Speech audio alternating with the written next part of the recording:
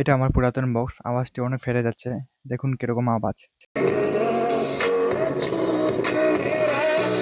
উপর থেকে দেখলাম যে ভালোই রয়েছে। চলুন এবার বক্সটাকে ভেঙে দেখবো আমাদের সমস্যাটি কি রয়েছে।